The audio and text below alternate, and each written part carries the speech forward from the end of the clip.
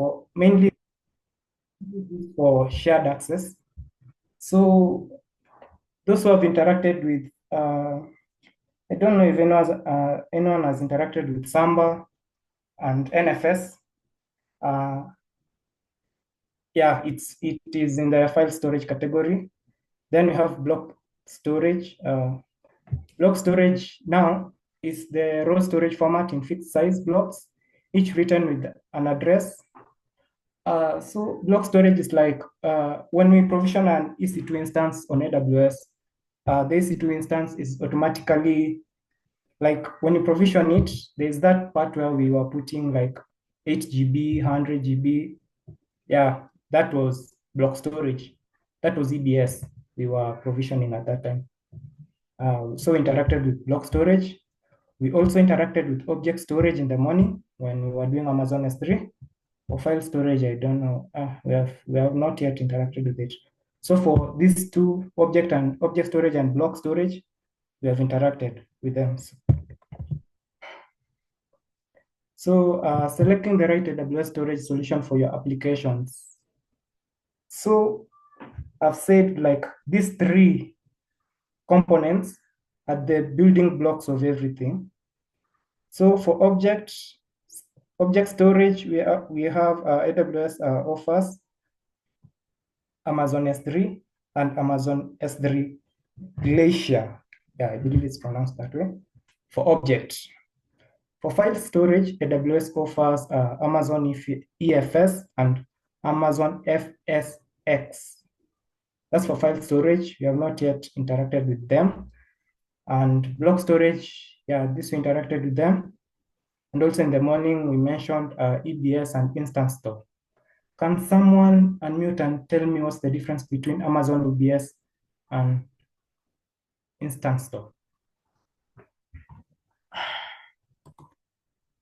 Someone? Amazon EBS is for short-term storage, whereby if an instance maybe shuts down, its data will still remain, but an instance store is whereby the data stored is temporary. It can be lost when an instance terminates. Okay, I think you have gotten a part of it right. Yeah, for instance, store, like when it shuts down, the data goes away with it. And for EBS, the data is persistent. Kila mtu ameelewa hiyo? I hope you have all understood object, file, and block. Object storage, data is unstructured. Yeah, data is just stored like objects. We will see that in a bit. Then block storage, data is structured. Like for RDS inatumia block storage. Our EC2 instances, they use the block storage. And then you have the file storage.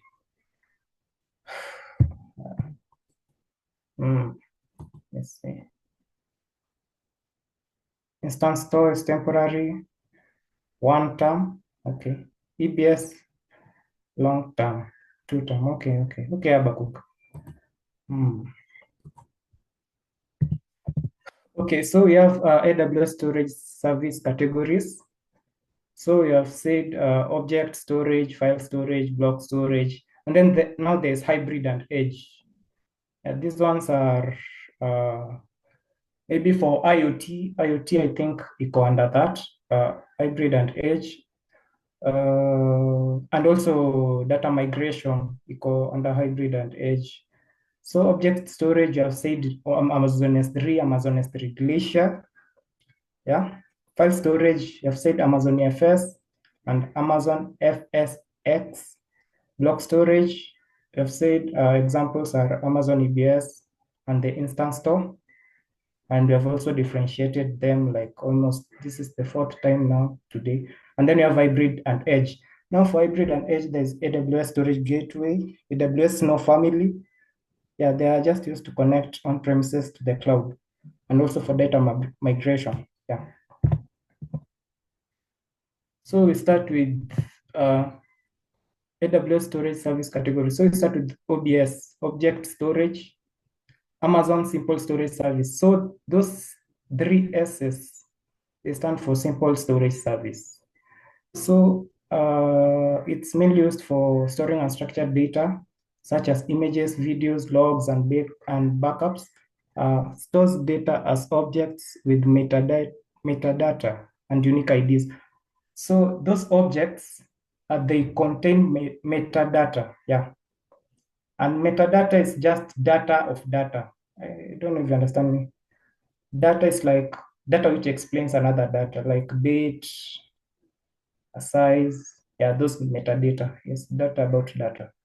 So that's OBS, stores unstructured data such as images, videos, logs, and backups, and stores data as objects. We'll look into that. Then we have Amazon S3 Glacier. This is AWS low-cost, long-term archival storage service. It is designed for data you rarely access, but must retain securely and durably, such as compliance records, backups, and historical logs. So you see this icon of Amazon S3 Glacier. It has a snow icon, these snowflakes. Yeah, so it means it is cold data that is not frequently accessed. Yeah, so it's just stored, but the patterns of accessing the data stored in Amazon S3 Glacier is not frequent. It's just like it can be accessed like not sure, can be corrected if I'm wrong, like a year or 2 years or 3 years, just data stored somewhere in the cold in Amazon S3 Glacier. Yeah, so the data stored can be used for compliance, like an enterprise can be required to store data of their customers for compliance. Maybe the government, there's a law which wants that. Yeah, backups, historical logs. Yeah. So that's Amazon S3 Glacier. So the data stored in Amazon S3 Glacier is not frequently accessed. It's called data. Then we have Amazon Elastic File System. Now we are in the file storage. So Amazon EFS is a serverless, scalable, and fully managed file storage service that lets multiple Amazon EC2 instances and other AWS services access shared file concurrently using the standard NFS protocol. So I think Amazon EFS is mostly used for sharing the file system between different servers. Like you can be having a certain directory in a certain server being accessed at the same time with different servers. Like server A, the directory of server A is being accessed by another server. Yeah, it's Samba. Those who have interacted with Samba and NFS, I think you have come across that. Then you have Amazon File System X, Amazon FSX. This is a fully managed service that provides high performance, feature-rich file systems in the cloud. So FSX has other subdomains in it. There is FSX for NetApp, FSX for ONTAP, FSX for OpenZFS. Yeah, it's just kwa documentation imeandikwa vizuri. You can go. For one, Brio amesema tufanane. Wala. Kama nalipiwa. You're unmuted. Ndio kulala. Because the few. You should. Very good. Okay, I was saying that for Amazon File System X, you can go and read it deeply in the documentation, but just know it's a file storage. It's a file storage alongside this, the previous one, alongside the EFS, and it has other offerings in it. Yeah. Then we have the block storage. Block storage, Amazon EBS is a block level storage service designed for use with Amazon EC2 instances. So I said, like when you provision an EC2 instance, the instance is automatically provisioned with an EBS. Like there's that field like ukiweka 8 GB or 100, it's the EBS you're configuring. So EBS, it's a block level storage designed provide persistent high performance storage volumes that behaves like raw disks, making it ideal for databases, transactional applications, and workloads requiring low latency access. Then we compared it with Instance Store, yeah, for block storage. So Instance Store is a temporary. Yeah, for EBS it's persistent, but for Instance Store it's temporary. Block level storage that comes physically attached to the host server running your EC2 instance. It's often called ephemeral storage because the data only lasts as long as the instance is running. I think umeelewa hadi hapo, everyone. Okay.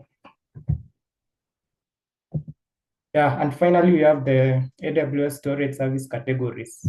You have the AWS Storage Gateway and the AWS Snow family. Now these are other services for hybrid storage and edge.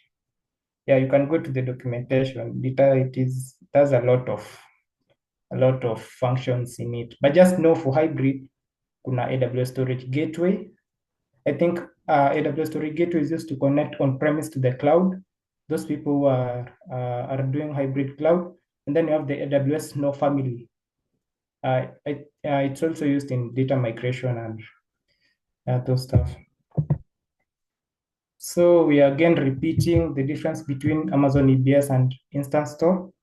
Amazon EBS offers persistent block storage for Amazon EC2, designed for both throughput and transactional intensive workloads, such as database applications. And Instance Store, it's temporary block storage for Amazon EC2. Data is lost when the instance is stopped or terminated, ideal for caching and scratch data. Yeah, we have repeated this one now. This one's the 5th time. And then we are comparing between Amazon EFS and FSX. This is for file storage. Amazon EFS mainly deals with Linux workloads, works with AWS and on-premise resources, and FSX provides feature-rich high-performance file systems for various workloads. So inside FSX, there are other offerings provided by it. The file system can be for Windows, Lastre, NetApp, and ONTAP. You can go to the documentation. Yeah, vitu zimeandikwa hapo vizuri. So object storage, Amazon S3. So Amazon S3 is an object storage, we have said that, for storing and retrieving. Let's see.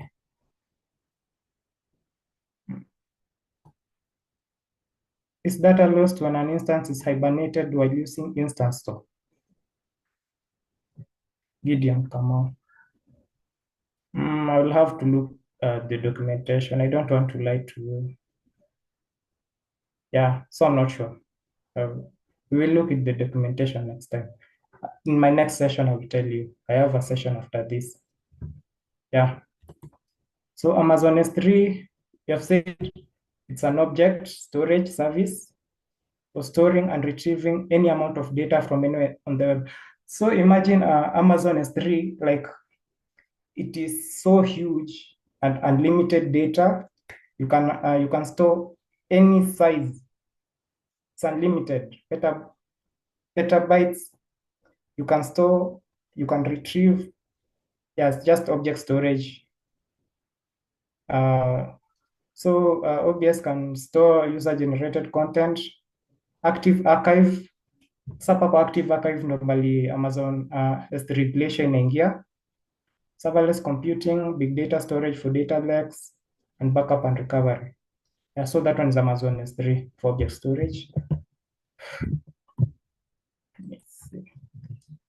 So we have Amazon S3 Glacier.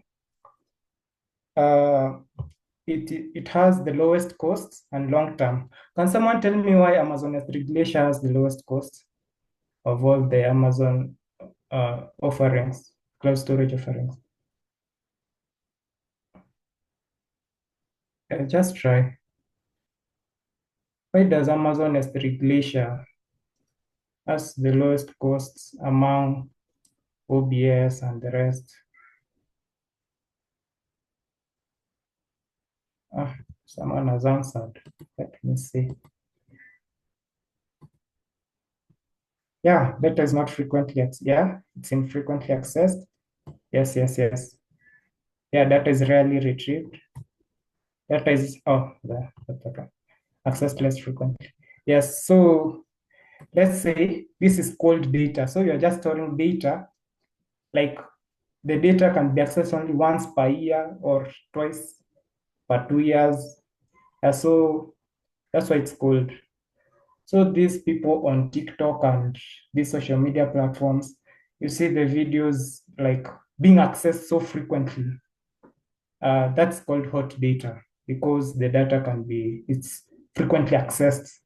It cannot be stored in Amazon S3 Glacier unless it's stored in the Amazon S3. Hope we are all okay up to there.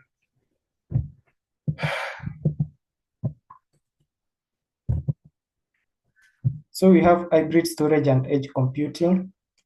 I've talked about AWS Storage Gateway, a hybrid cloud storage service that connects your on-premise applications to AWS cloud storage, such as S3, EBS, and Glacier, and the AWS Snow family.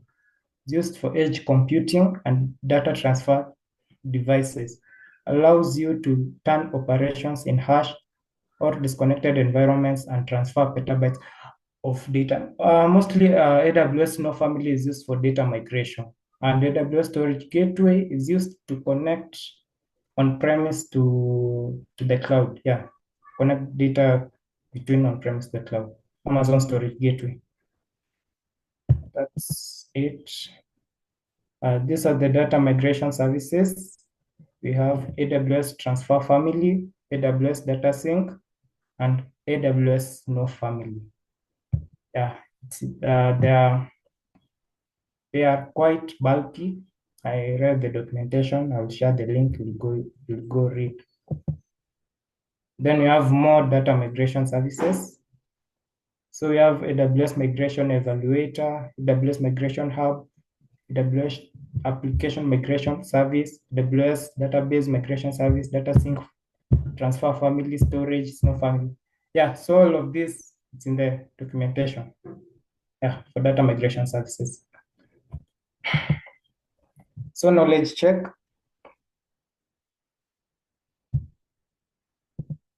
What are the three components of cloud storage? And we started with them, the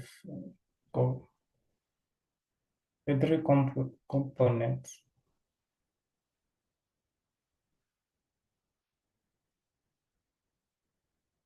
The foundation of the whole cloud storage on AWS.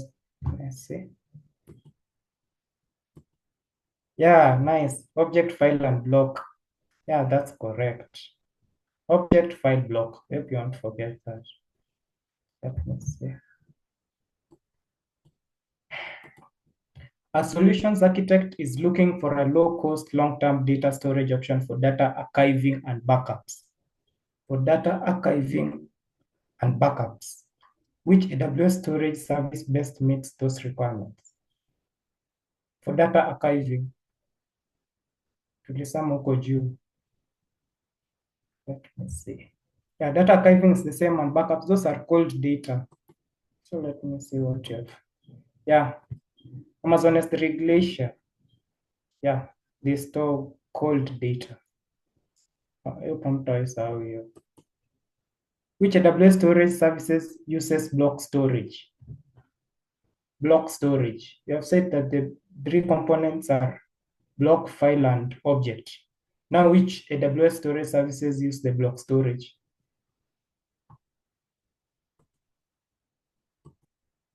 Yeah, EBS. Yeah, thank you guys for being so nice. And I don't think I have anything past there. Thank you so much, Salim. Before you stop sharing, thank you so much.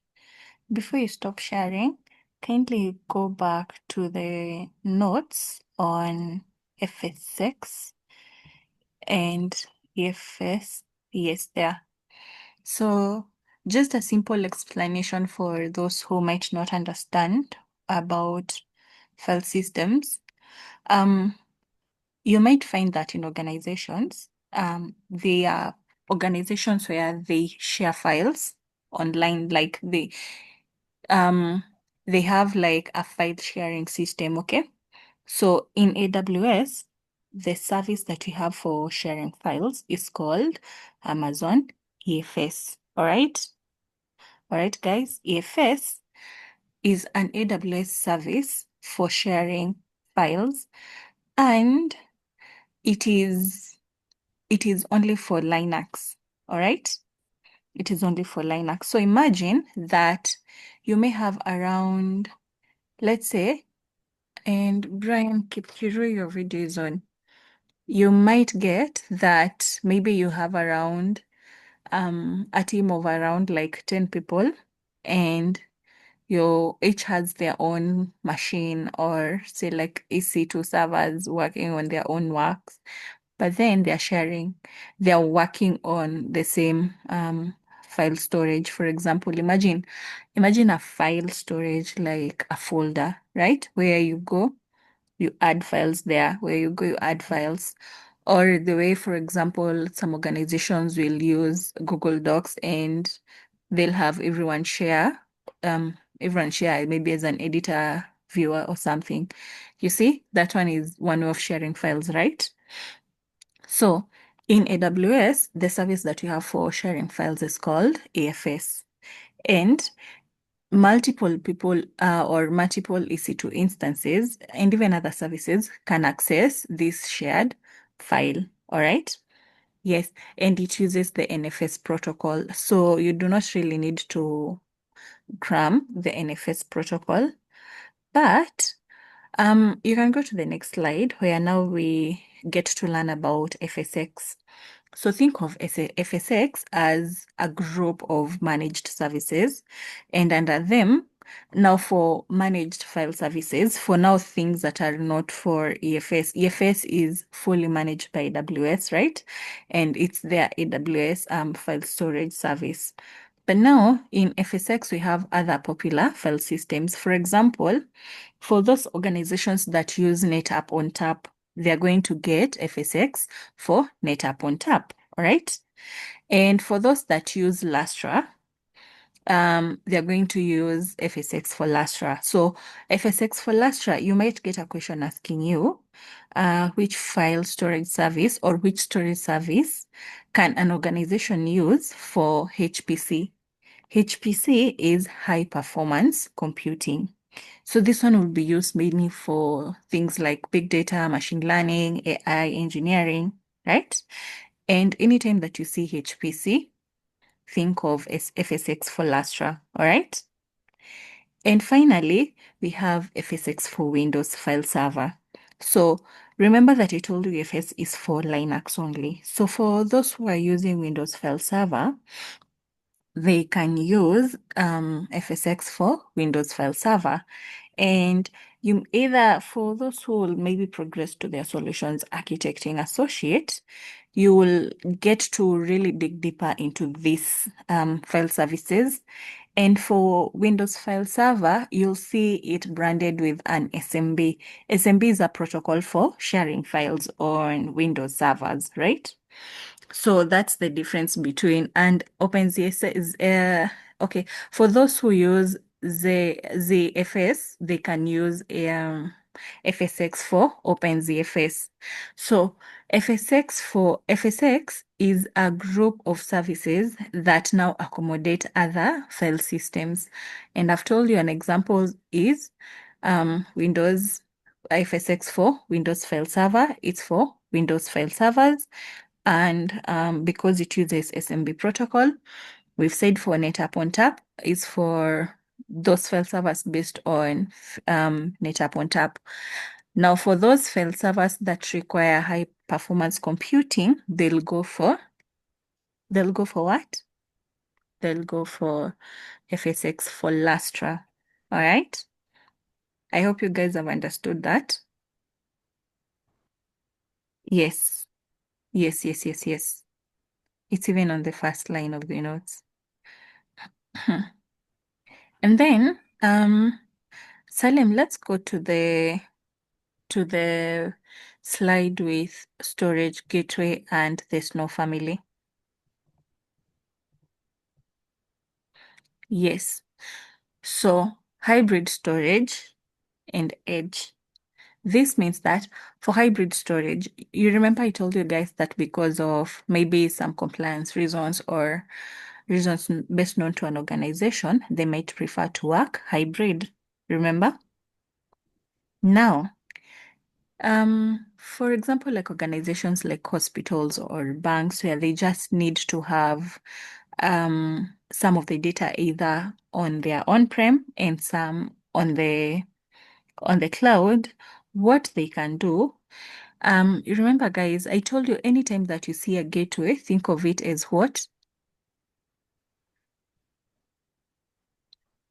Type for me on the chat or unmute. Anytime that you see a gateway on AWS, think of it as anyone?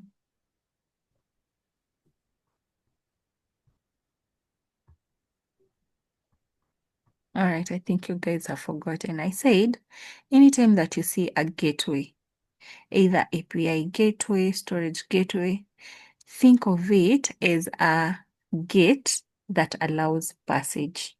Okay, so AWS Storage Gateway will connect your on-prem storage or server to S3 or a storage, maybe like S3. Let me give you an example like S3. It will connect your storage on the on-prem to the cloud. And this passage right here is what we are calling AWS Storage Gateway. So what it does, imagine that here you're on your on-prem and you want data to be going to your S3 bucket for storage or archiving every day. And you don't want to keep on uploading, creating buckets and uploading the way we learned in the morning. So what can you do? On your on-prem, you're going to have something like storage gateway, and it's going to connect to your S3.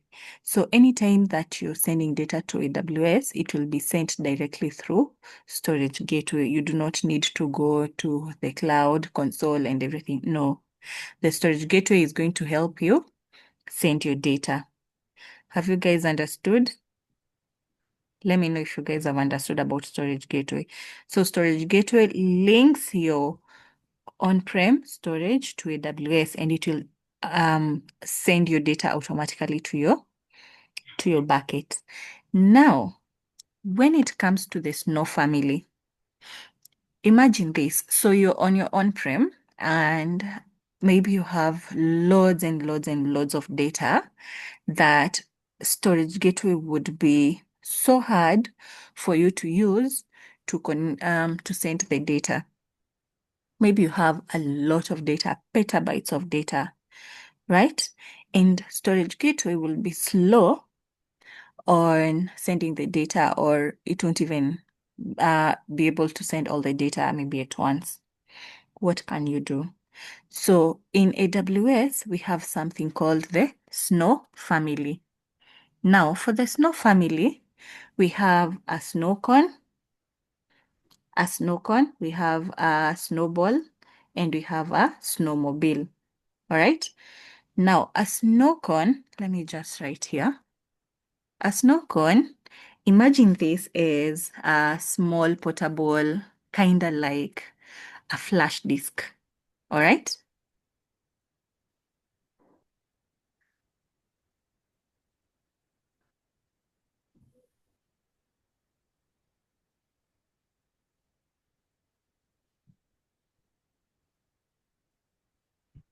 So imagine that you have a lot of data, but it's a snow cone. So there's snow cone, there's snowball, and there's snowmobile.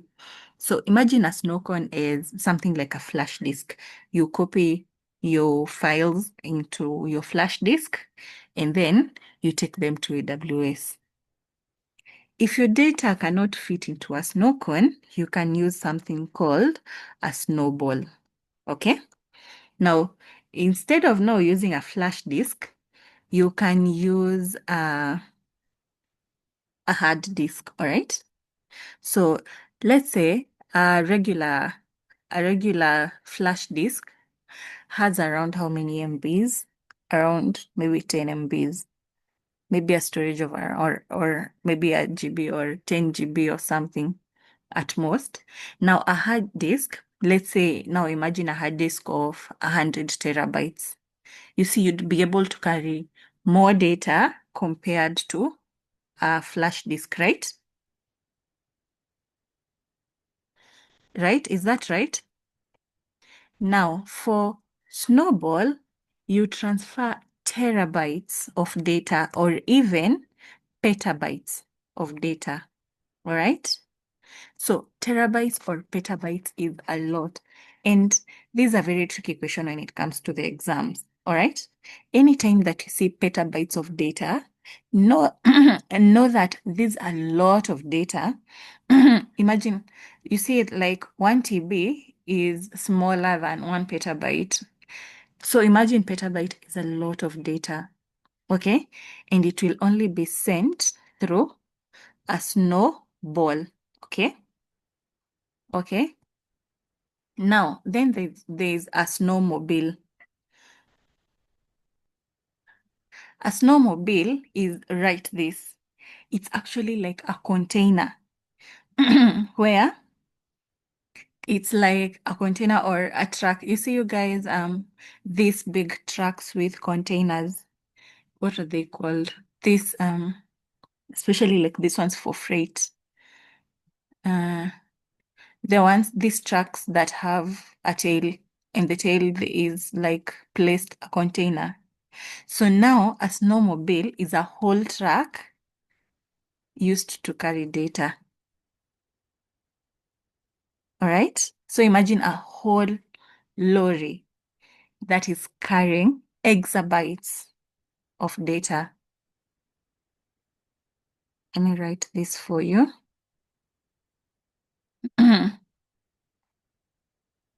So, you see, organizations like media houses, they have a lot of data, and their data cannot be transferred through internet or through storage gateway because storage gateway uses internet. It's too slow for that. So imagine it has exabytes of data. It's too slow. Now, a snow cone can only transfer around maybe megabytes, gigabytes of data. A snow cone, imagine it like a flash disk, all right? Now, a snowball, imagine now snowball is kind of bigger than a snow cone. Imagine it as a hard disk that can be able to carry terabytes or petabytes of data. And if that data is even more than petabytes, is in the exabytes, that data cannot even fit in any of those gadgets, and it cannot even be transferred over the internet. So how do they take that data to AWS? Well, what they're going to do, they're going to tell AWS to give them their snowmobile. The snowmobile is going to come to, say, let's imagine it's a Nation Center. Nation Media Group wants to send their data. So AWS is going to send the snowmobile truck to Nation Center. And then Nation Center is going to fill that entire container with their data. And then it's going to be transferred to AWS. Now, there's this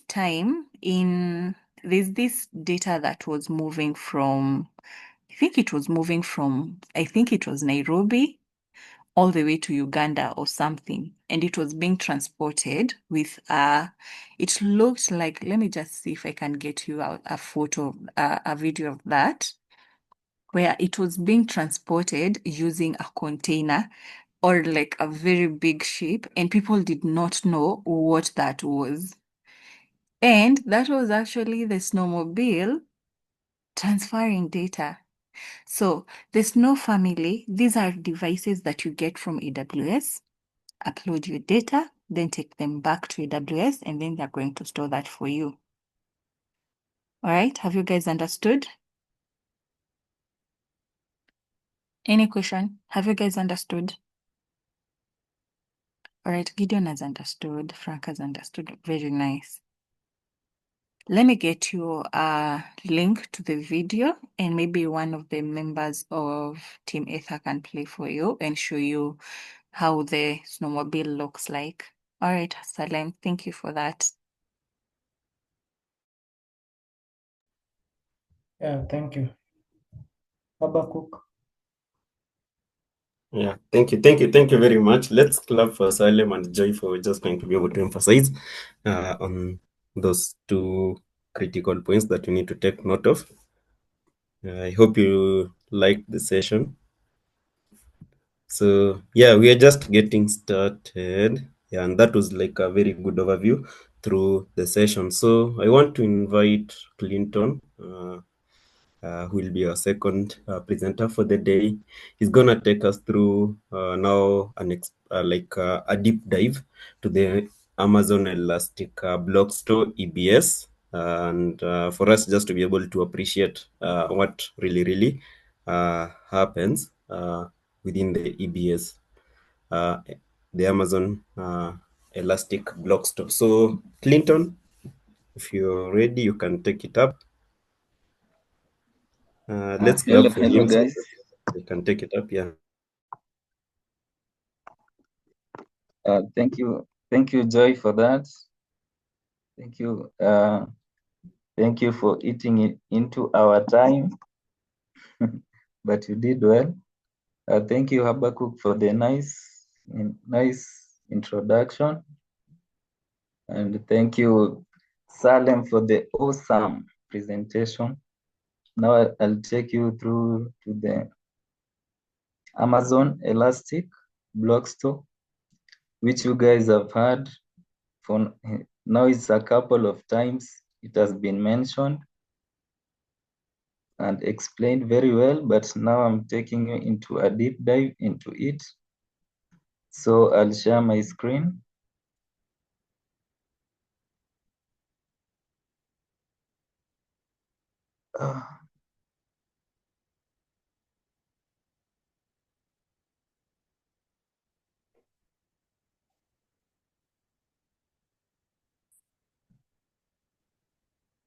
Confirm to me, guys, that you can see my screen, kindly.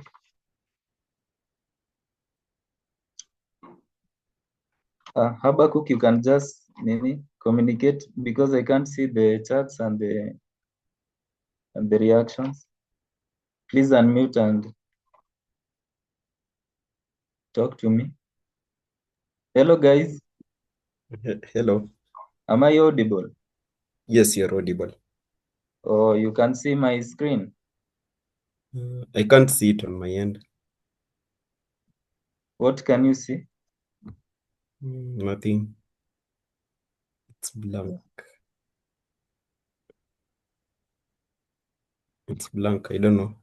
It's blank. Yeah.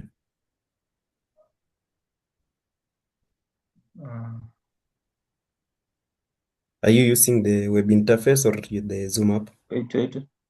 And now? Oh, it's coming up. It's coming up now. Yeah, we can see it now. Okay, thank you.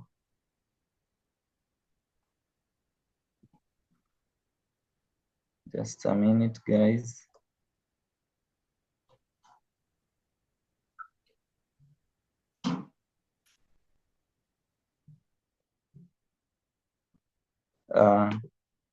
Is it clear now? Yes, it's clear. Okay, good. So I'll take you through Amazon Elastic Block Store.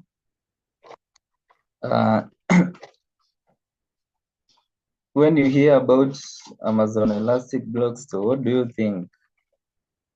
So you think of Amazon Elastic Block Store as a virtual hard drive for your Amazon EC2 virtual server. So a simple analogy, just like you can plug an external USB hard drive into your laptop to add more storage, you can plug in an EBS volume to your EC2 instance to give it more disk space. So Key term, there is a key term here that you guys to note down. Persistent. This EBS is persistent, which means the data on it remains even if you shut down or restart your EC2 instance. So the definition of Amazon Elastic Block Store. Amazon Elastic Block Store, EBS, is a cloud-based high-performance block storage service designed for use with Amazon EC2 instance. So it is designed for use with the EC2 instance. It's like the analogy I've just given you. It's like, I know some of you have interacted with things like flash disk when you put it in, when you plug it into your laptops. It's just like, it's like that. So the hard drive is like the EBS is the Amazon EC2 virtual server, which is connected directly to the EC2 instance. So it provides durability, availability, and scalable storage volumes that can be attached to a single EC2 instance in the same availability zone. So let's break down the name, Elastic Block Store. So when you hear about Elastic, what comes to your mind?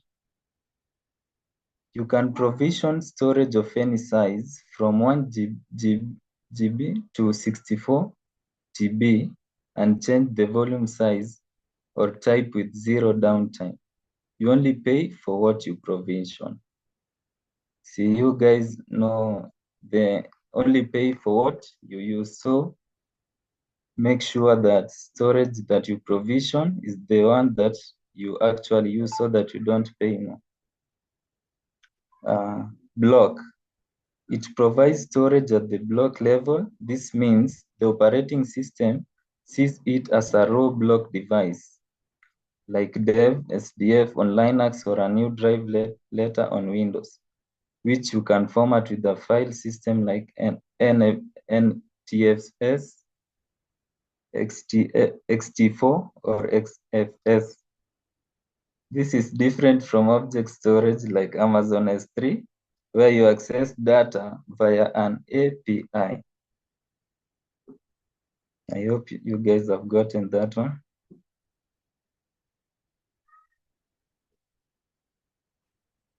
Store.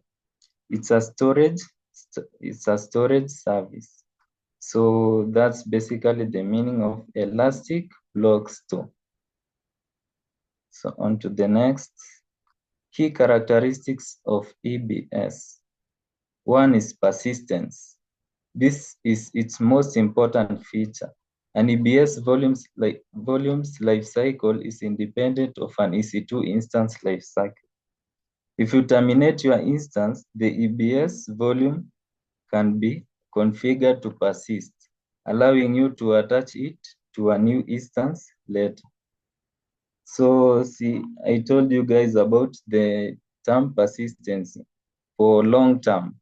Even when your EC2 instance terminates, you still have your data block stored very well.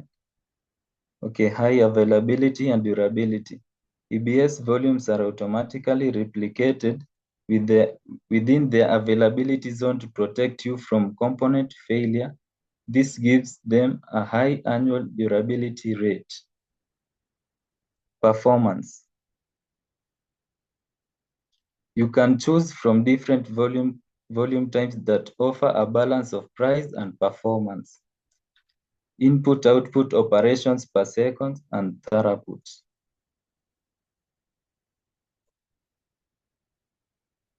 Security.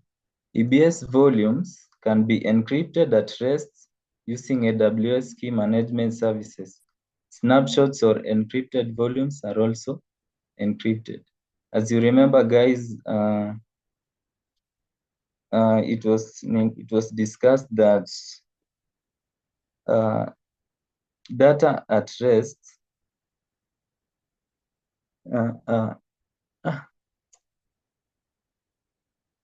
EBS volumes can be encrypted at rest. Yes, just like that. You use KMS to encrypt data at rest and even on transit. I think so. Snapshots.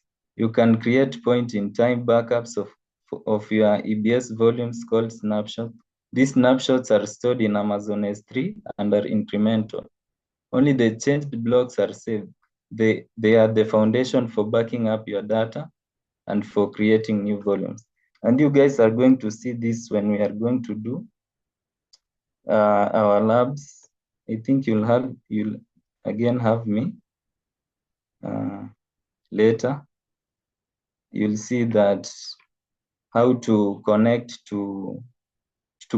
your Amazon Elastic Block Store to your EC2 instance and to mount it.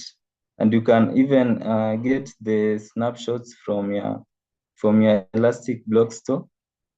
And you can also restore the same Elastic Block Store from your snapshots, just in case you lose your data or something happens to your Elastic Block Store. You can always restore it from the snapshots that are stored in the S3.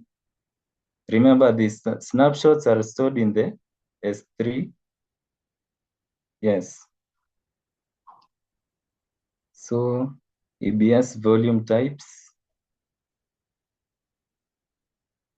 Choosing the right volume type is critical for performance and cost effectiveness. So we have solid state drives and hard disk drives. And I will like to take you guys to my Word. Can you guys see Word document? Hello, guys. No. Not yet. You can stop sharing and reshare now the Word document. Okay. What? The sharing on Zoom. Just a minute.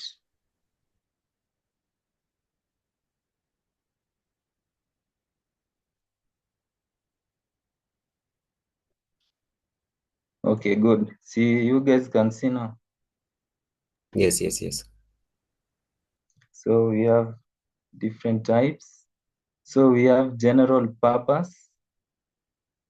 We have general purpose SSD. We have provisioned IOPS SSD. We have throughput optimized HDD. So I'm starting with general purpose SSD. Volume type GP3, and this one is recommended. And I think it's a new Elastic Blocks. So most workloads, boot volumes, virtual desktop, development or test environment,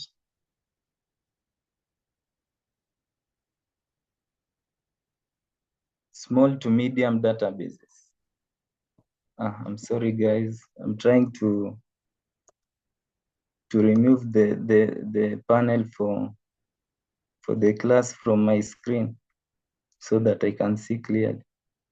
Okay, performance, baseline, 3000 IOPS, which stands for input-output operations per second, and 125 MB per second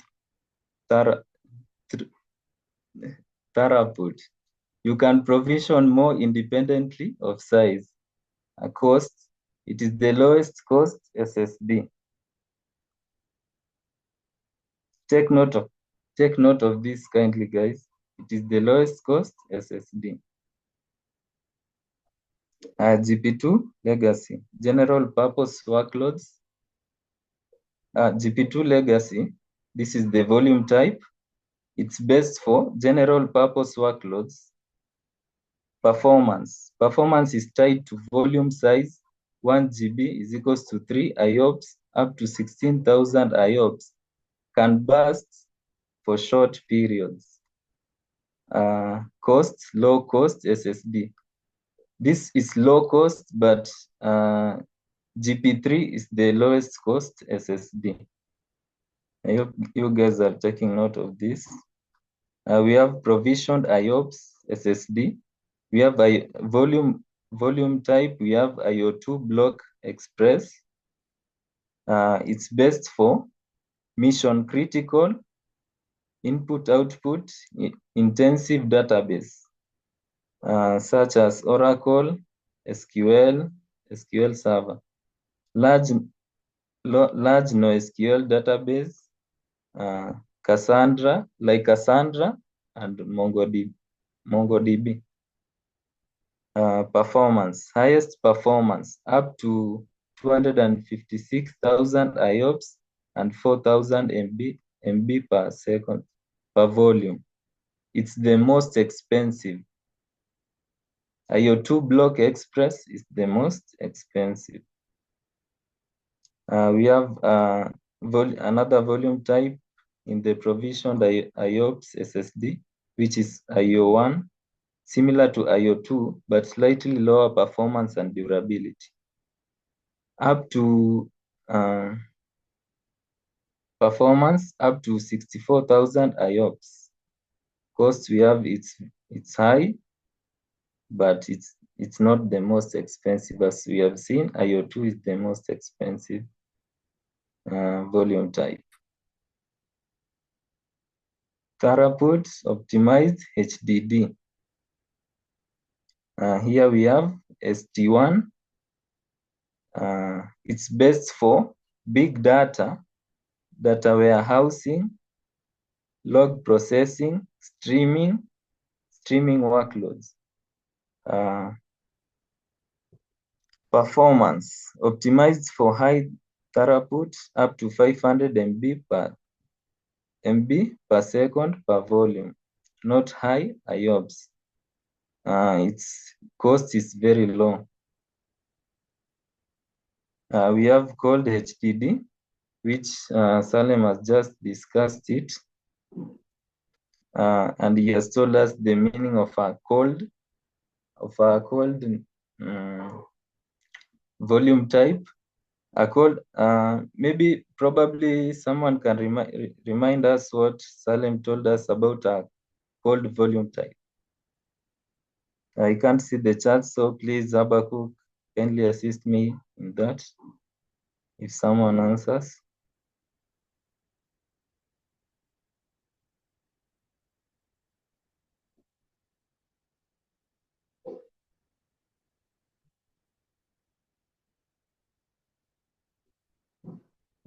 Habakkuk, Yes, yes. are people answering? Oh, Gideon says infrequently accessed. Thank you, Gideon. Maybe another answer? Someone else? Okay, the answer is well defined here. So for cold HDD, we have a volume type such as SC1, which is infrequently accessed data, cold storage. File servers where low cost is paramount. Lowest cost, lowest performance. You can see here, it's lowest cost, lowest performance, just as Salem told us. Yes, I think it's the least expensive, lowest cost. What about this one?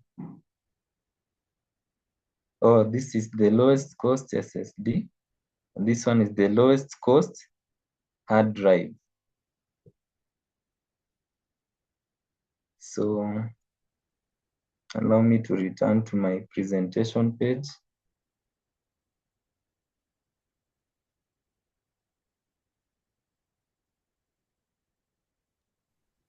Clinton, just before you go there, Yes. sorry for cutting you short. Okay. Just slide kidogo tu to your first page. Uh,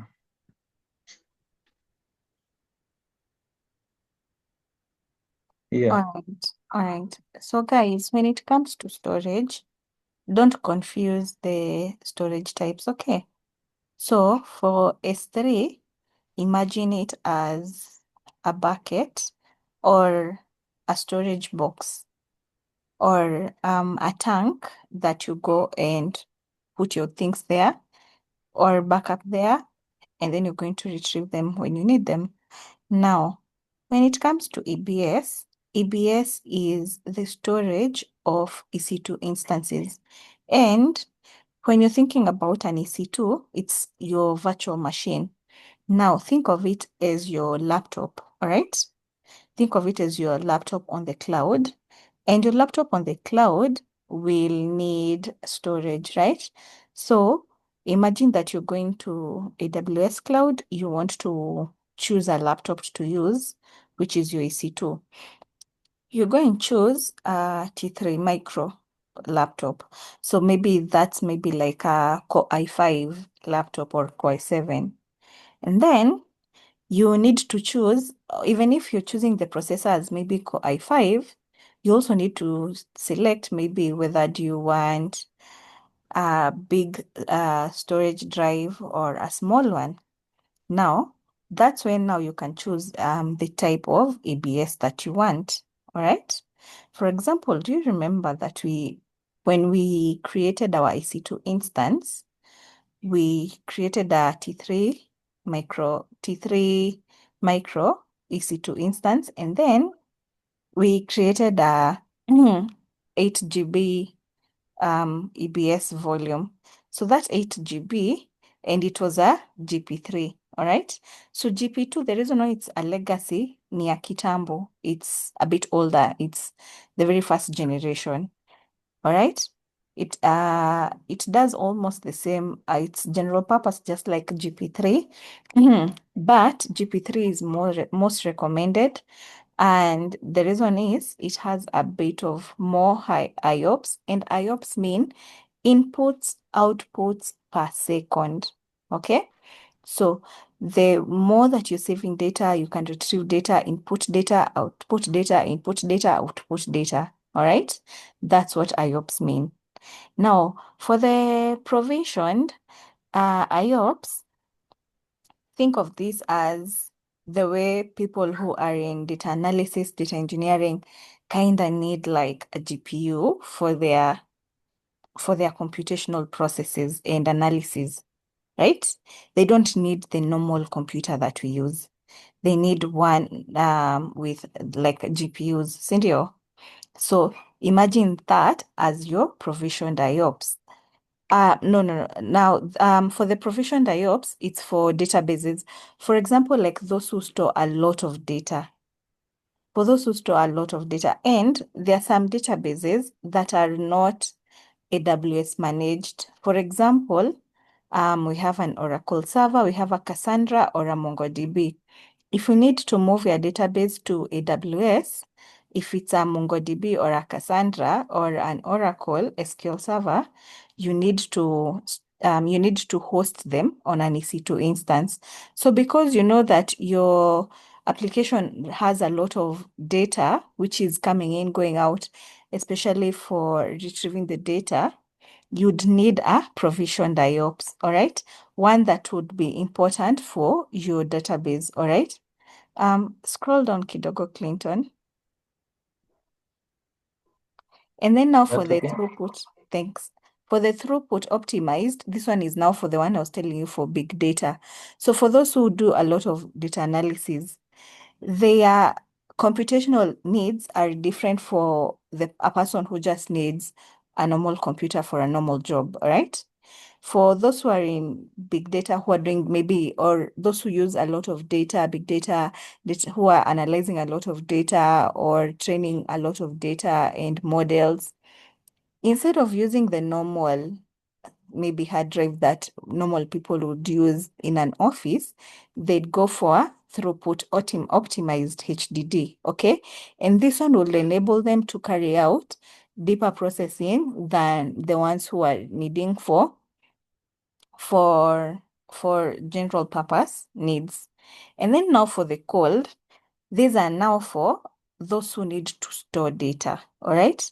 So maybe most of the time, like maybe for governments, the way they need to store maybe copies of your IDs or your copies of your KRA pins, copy of your documents, and they might not even need to access those for maybe the next 10, 20 years. So that is for the cold of the cold hard drive, okay? I hope you guys have understood. You can proceed, Clinton.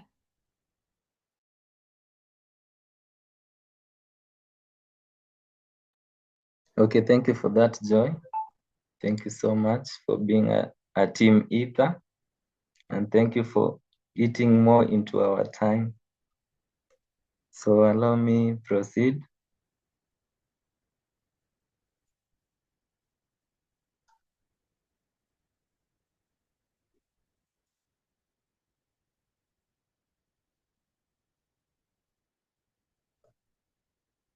Okay, you guys can see my screen. My screen. Is it? Yes, we can. Yes. Okay. So just proceed to the next slide. So key takeaway, for most new applications, start with GP3. It's the most cost-effective and flexible general purpose SSD. Only move to IO2 if you have a proven high performance database need. So I just found that you guys perhaps might be having a problem comparing the three storage services, that is the instance store, the S3, and the EBS. So I've just prepared a comparison, sample comparison. Will allow me to go to my Word again.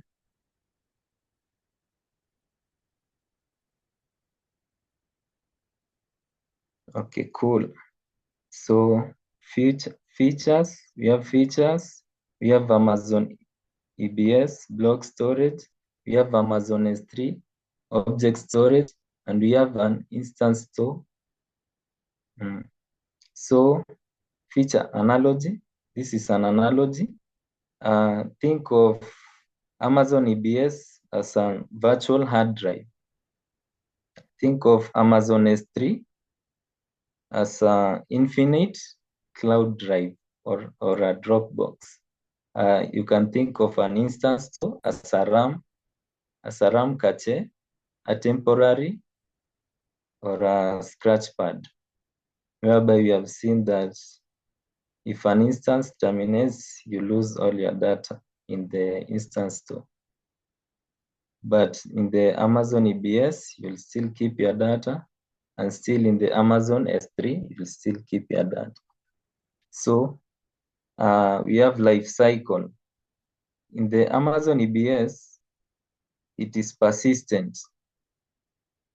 Persistent, which means it is independent of the EC2 instance, which means the EC2 instance can terminate, but you'll still remain with your data. Same to Amazon S3, it is persistent, independent of the EC2 instance. When we come to instance store, it is ephemeral.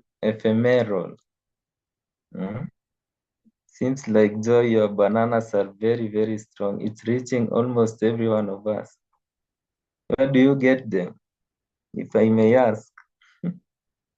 It is ephemeral. Data is lost if the instance stops or terminates. That's the meaning of ephemeral. I think that's a new term to all of you. You can take note of that. Ephemeral. Data is lost if the instance stops or terminates. You know, in the exams, they might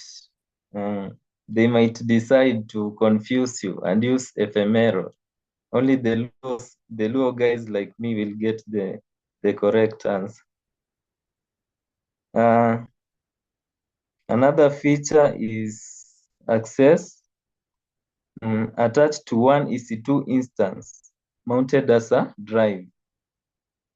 That is Amazon EBS. It is attached to one EC2 instance mounted as a drive. On Amazon S3, it's accessed via API or internet from anywhere. You can access it from internet anywhere from your home. Yes. So an instance store, it is attached to the host computer of one EC2 instance. So use cases for Amazon EBS, I wanted to ask this as a question, but it's okay. It's already, the answer's already there. So use cases for Amazon EBS, you can use it for OS, database, file system, application needing a traditional disk. All these are structured data. The block, it has to be a structured data, not like the S3 where we saw that it is unstructured data such as images, videos, and things like that. So we go to the S3. S3 is used to backups, static website hosting, data lakes, big data analytics. So S3 stores static websites, backups, big data, can be used for S3s. So instance store, it is used for temporary files, caches, session data, scratch space. Performance. For EBS, it has a very high IOPS and low latency. Perhaps someone can tell us the meaning of latency? Ile meaning ya juu tu of latency.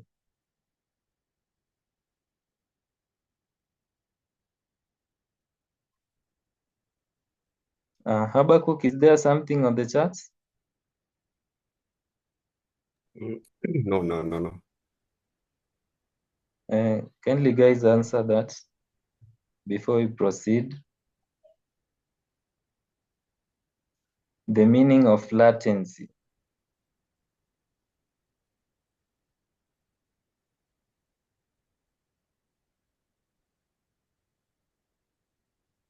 Sandra says delay.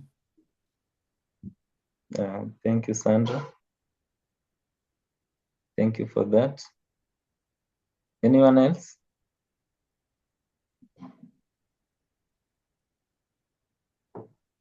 So basically, latency means a delay between an action and its response.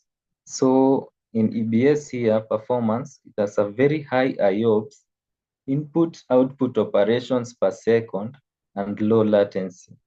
So meaning it has a very high performance, especially SSD types. For S3, high throughput, but higher latency than EBS, not for OS or databases. So you see here it has a higher latency than EBS, meaning the performance rate of EBS might be slightly higher than S3. So for instance store, we have the highest performance directly attached to the server's hardware. Yes, so that's that.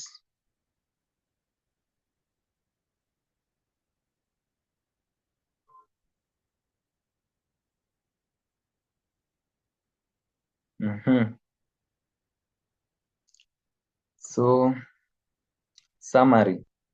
Use Amazon EBS when you need a durable network-attached hard drive for your EC2 instance. It's the standard choice for running an operating system, the boot volume, hosting a database like MySQL, PostgreSQL, etc., storing application files that need to persist, any workload that expects a traditional disk drive. So when you need a durable network attached hard drive for your EC2 instance, that's the standard choice. So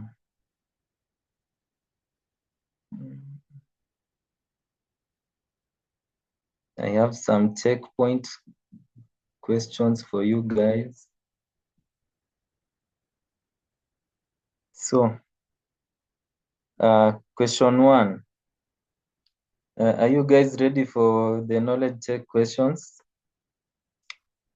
Maybe any question before I proceed, or some comments or motivation, anything.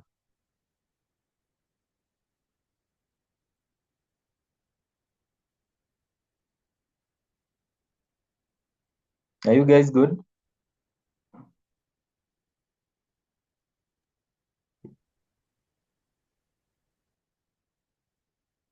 Okay, Gideon is good. Thank you, Gideon. There's a question in the chat. I can't see the chat. Okay. Probably you can. Salem, You can read for me. Salem asks, can you add multiple EBS disks to an EC2 instance? Multiple EBS disks to EC2 instance. I'm not sure about that. I don't want to lie to you. Maybe Joy can assist me in that, since she's a team Ether. Kindly, Joy, help me in that.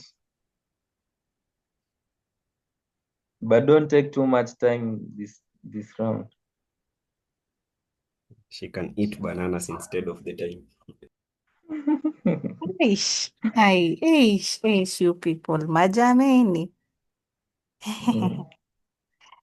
Joy, Well, can you add yeah. multiple EBS to an EC2? Well, you can attach multiple EBS volumes to an EC2. Yes, you can do that. To an EC2 Okay. instance. Yes, and Thank you for you see that. the way in your computer, you'll have disk drive C, disk drive D, disk drive E, like that. It's the same way you can attach multiple. Okay, thank you, Joy, for that. Salem, I think you got the answer right.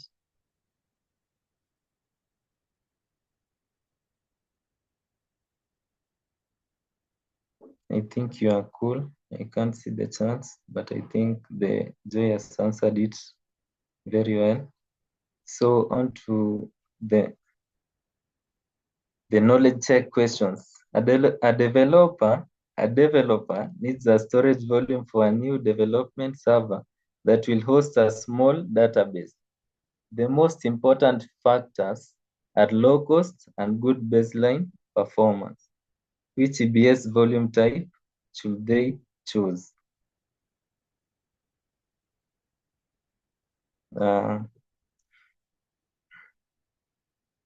Kindly answer that. Yeah, so in the chat, Frank says GP3, Elfa says GP3. Thank you for that, people. Good people. So the answer is correct, it's GP3. I think you have noted the key factors, the low cost and good baseline performance that will host a small database.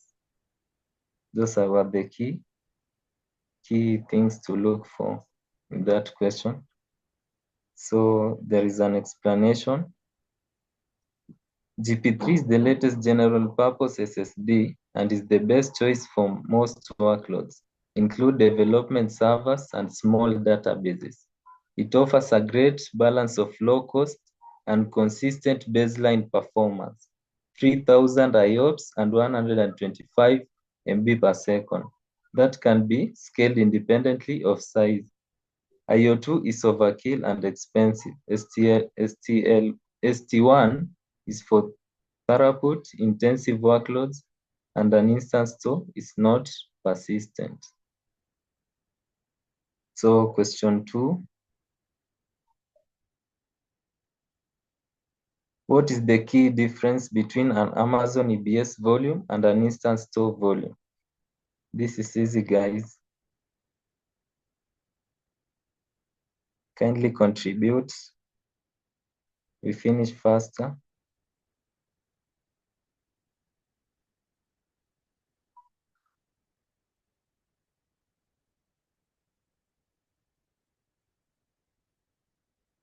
So I'm seeing B from Frank, B from Sandra.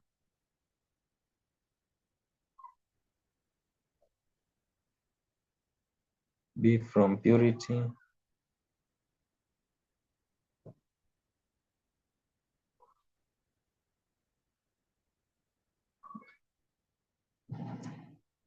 Yeah.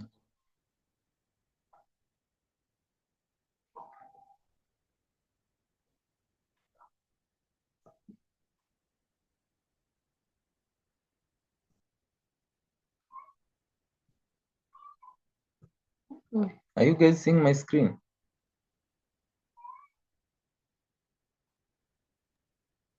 Yes. You can see the Word document in the checkpoint questions. I don't know why it has disappeared from my screen. Just a minute.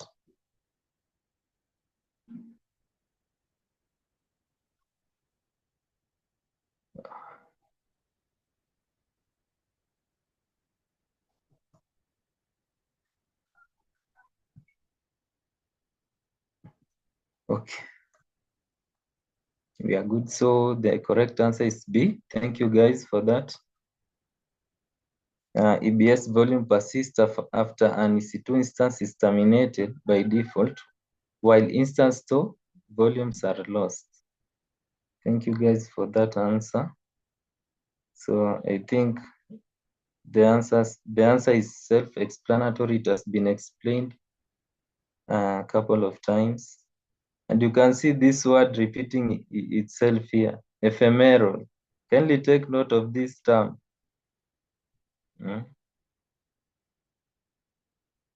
So question 3, a company wants to automate the creation of daily snapshots for their production EBS volumes. What do they need to configure to grant the necessary permissions for this automation?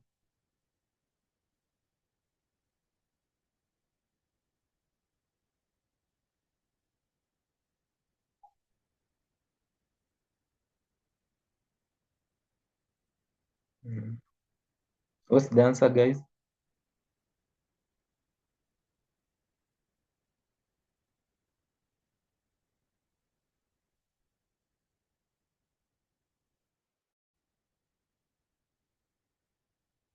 Salem, are there any Habakkuk or Salem? Are there people answering on the chats?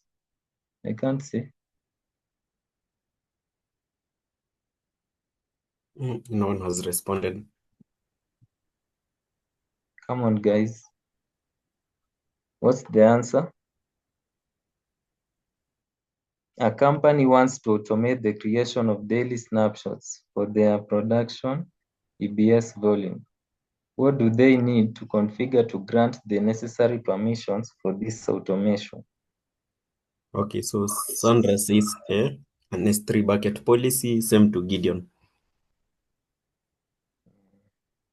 So you guys have failed.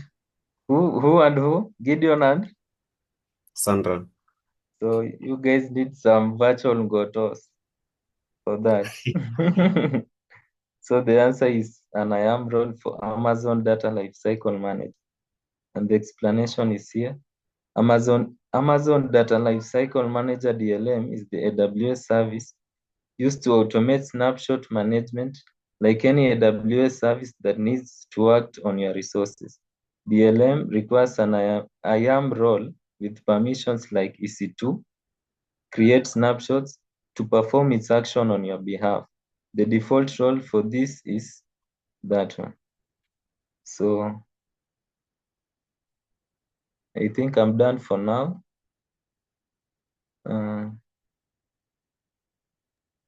I think I'll pass over to you, Habakkuk.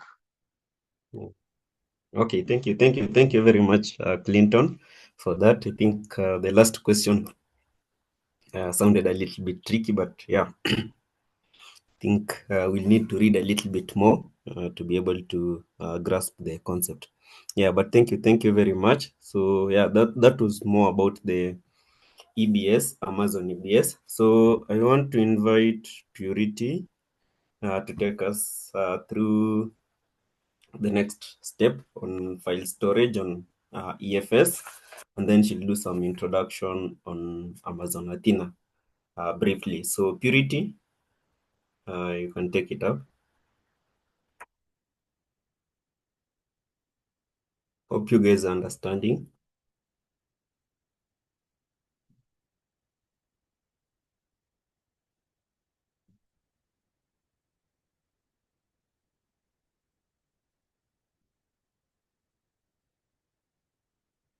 Purity, are you there?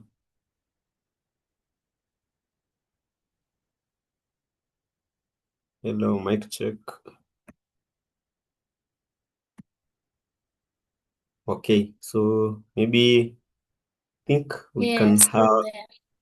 Okay. You can just share your screen and take us through.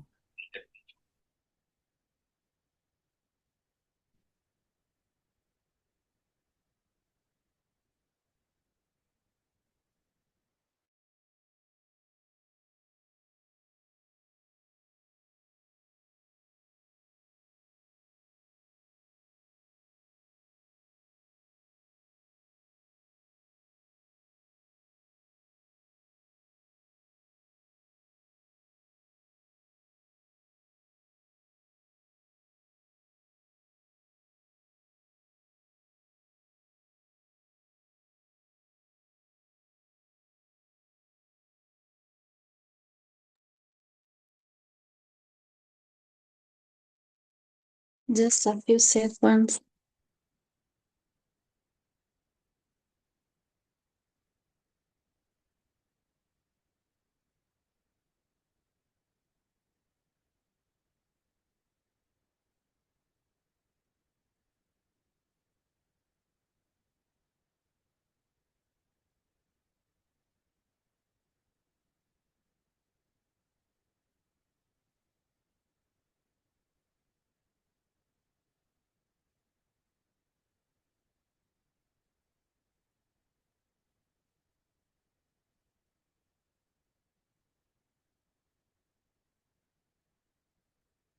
Good afternoon, everyone.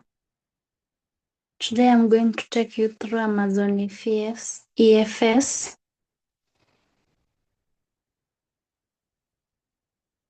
At the core of the lesson, you will learn how to define Amazon Elastic File,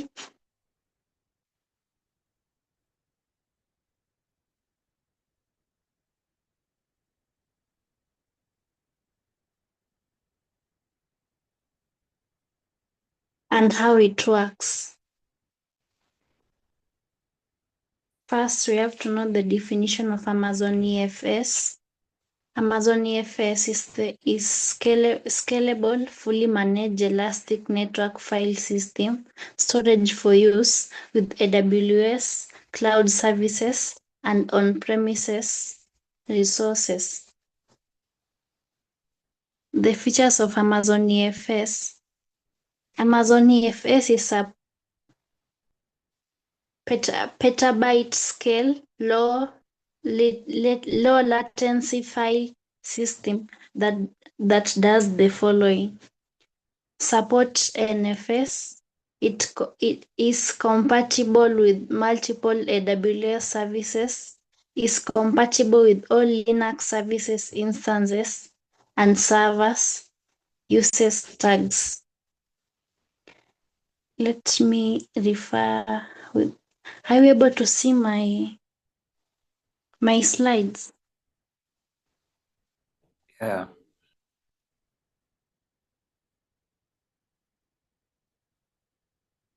Are you seeing my PowerPoint? Yes, you can see. Fine. Hapana, si PowerPoint. Niza nini? Niza Canva. You can just stop sharing and you reshare the other window.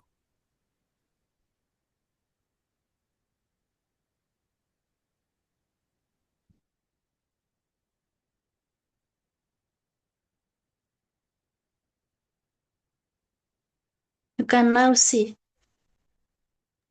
Yes, yes. Yeah.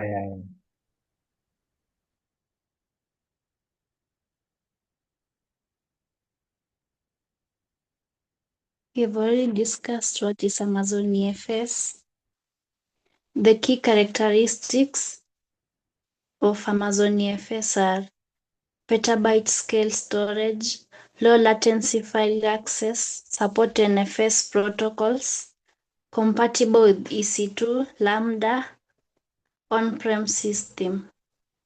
The main features of Amazon EFS: shared storage for multiple services, elastic expands strings automatically, highly available across multiple AZS, supports tagging for organization. Now we are going to look at the benefit of AFS. No hardware to manage, reliable and durable, great for multiple server application, fast access to shared files. Then how EFS works. Create an EFS file system, mount it to Linux EC2 via NFS. All server read or write same files. Storage adjusts automatically. Real life example: website using 3 EC2 servers. They need same images and uploads. EFS acts as one shared folder. Changes appears instantly on all servers. Now you're going to look at the difference between the EFS, EBS, and S3.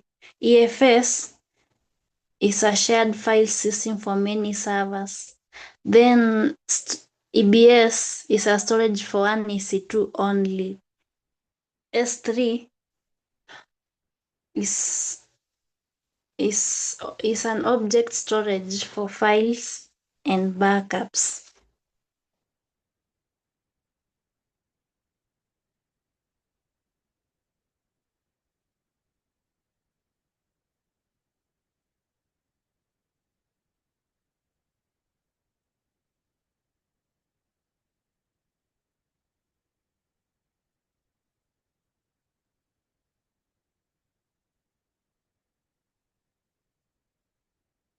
The use cases of Amazon EFS. Amazon EFS is designed to provide performance for broad spectrum of workloads and applications, including the following: home directories, file system for enterprise application testing and development, database backups, web serving and content management, media workflow, big data analytics. This one is an Amazon EFS architecture. We have the VPC, the public subnet, and the private subnet. They are both connected to the Amazon EFS.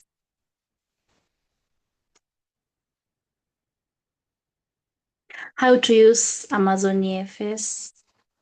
To set up Amazon EFS in your VPC, follow the following steps. I think I've already done this from the previous PowerPoint, but I can repeat.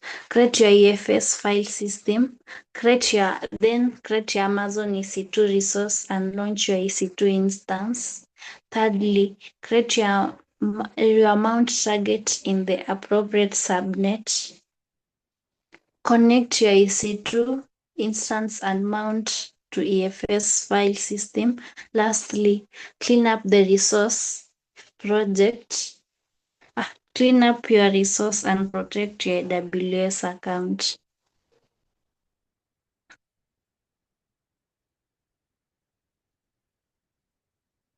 Checkpoint questions. Which file system protocol does Amazon EFS support? Can anyone help me answer this?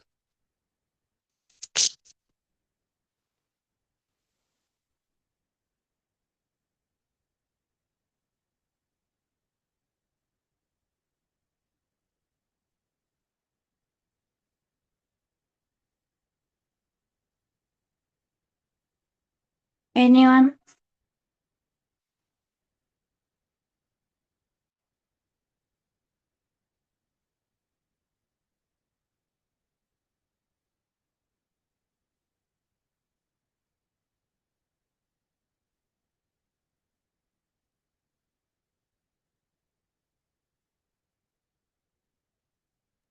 Oh, Salem says NFS in the chat.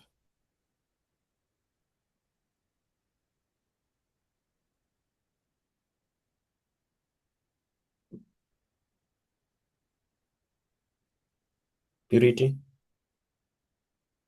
Yes, I'm not able to see the charts. Yes, I was saying Salem says NFS. Yes, I think he's right.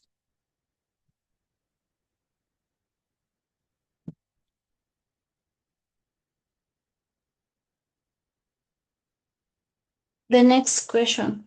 Which AWS services are able to access Amazon EFS currently?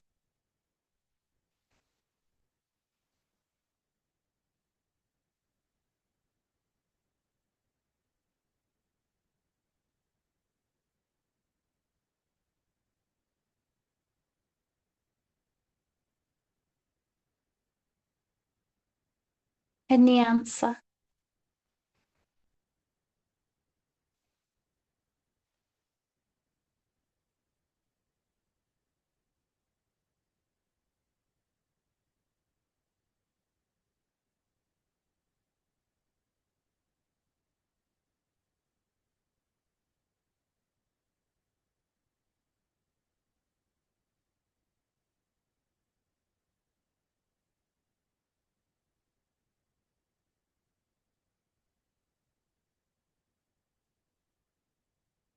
Okay, we have two answers in the chat. Gideon says EC2, Felix says EC2.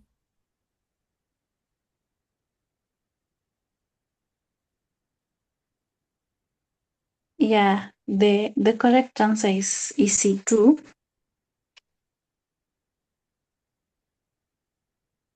Okay. What are the main benefits of using Amazon EFS in your cloud environment?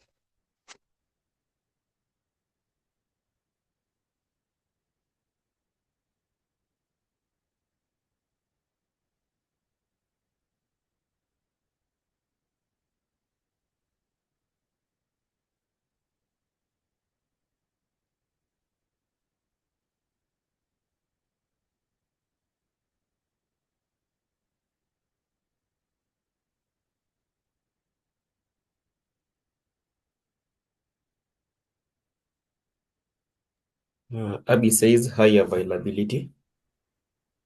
Yeah. Gideon says fully managed hierarchical storage. Alex says scalable and secure. Salem says file sharing. Yes, but all are correct answers. Scalability, elasticity, multiple A to Z availability, and many others. The key ideas. Amazon EFS provides file storage over a network. Amazon EFS is fully managed file system storage services that uses the NFS protocol. Use Amazon EFS to support Linux-based workloads on AWS or on premises that require shared file system storage.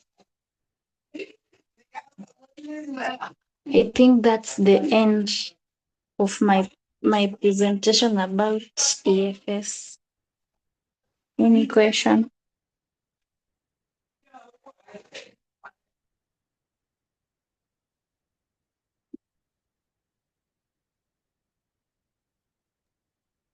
Yeah, so you can see people clapping over there. So thank you very much, Purity. Welcome. Okay. Should I continue to the next topic? Yes, you can proceed to Amazon Athena.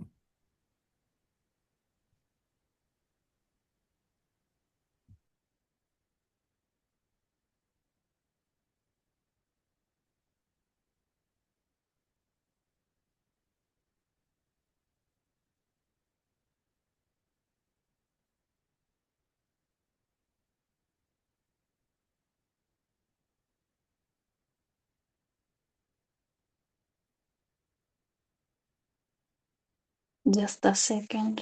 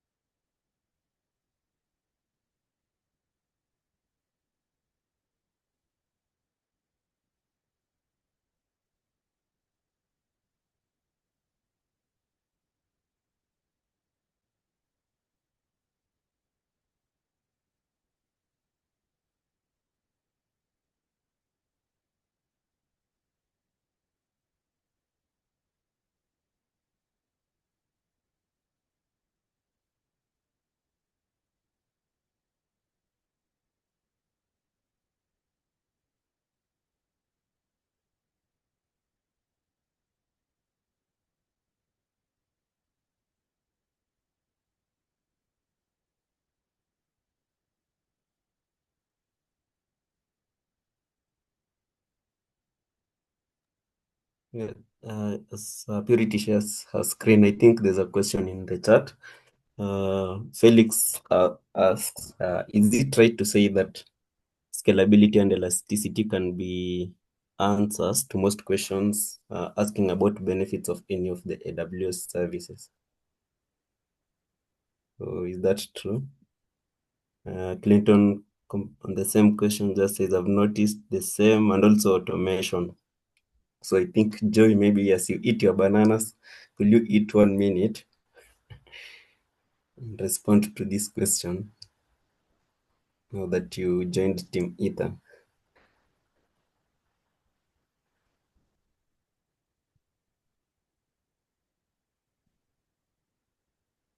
Joy, ameenda kutafuta bananas. Okay, so Purity, you can take it up. I think we'll be able to check, but I think, yeah, most of these are just the answers. Like, of course, it's a it's a cloud service, so most of the things that it does is the things that you're mentioning here: the scalability, the elasticity, and also the automation aspect. So I think the experts can help us to be able to answer. So yeah, take it up, Purity. Okay, I'm going to take you again through AWS service integration with Amazon Athena. The module will now explore AWS services integration with Amazon Athena. Then what you learn at the core of the lesson, you learn how to Explain how to use Amazon Athena to query data from other AWS services. The key term Amazon Athena. Topic Amazon Athena. This module includes a technical discussion of AWS services integration with Amazon Athena. Amazon Athena is an interactive query service that makes it easy to analyze data in Amazon's simple storage service. That is Amazon S3. By using structured query language, at the end of the module, you'll be able to explain how to use Amazon Athena to query data from AWS services.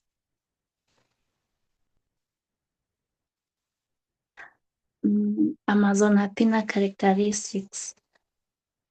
But let me take you through my slides first before I come back here.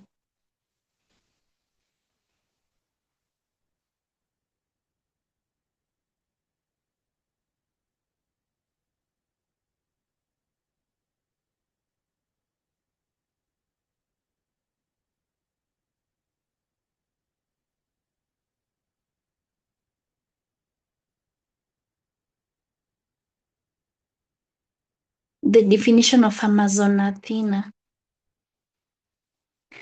Amazon Athena is a simple tool that helps you ask questions about the data using SQL.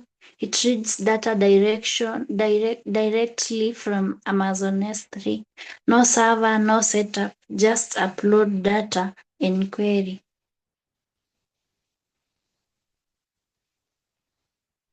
Why people use Athena?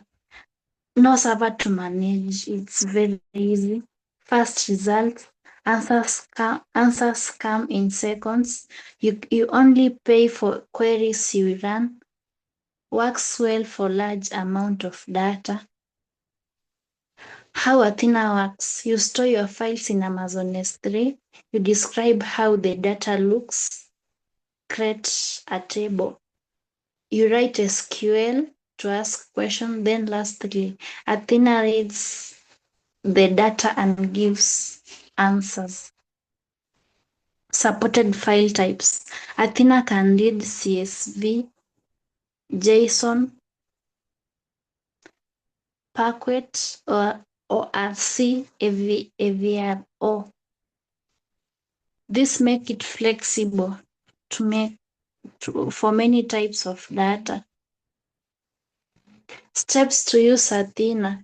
Step 1, you upload your data to an S3 bucket. Step 2, create a database in Athena. Step 3, create a table pointing for your S3 SQL. Then the last step, run SQL queries to analyze the data. Simple SQL example.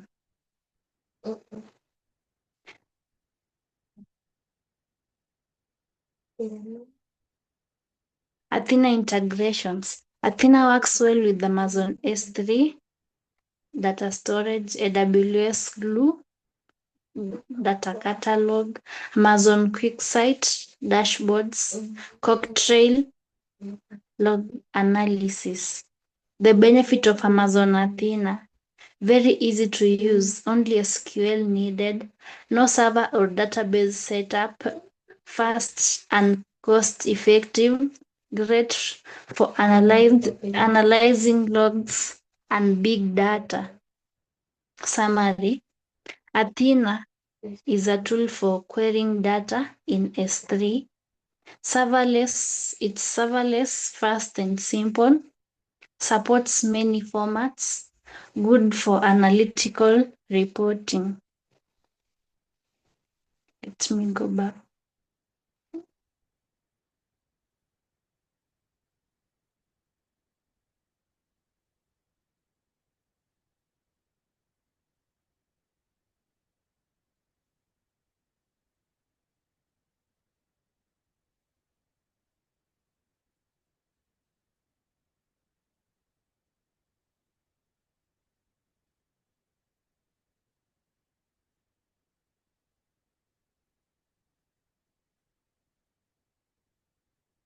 Amazon Athena works with other AWS services. Athena make it easy in query logs from services such as AWS CloudTrail, Application Balancer logs, Amazon Virtual Private Cloud. You can query data from other AWS services in Athena, including services that monitor and secure on your account. For example, using Athena with CloudTrail logs can enhance your analysis of AWS services activity. You can automatically create table for querying CloudTrail logs directly from the CloudTrail console and use those tables to run queries in Athena. You can then use queries to identify trends and further isolate activity by attributes such as source IP, address, and user.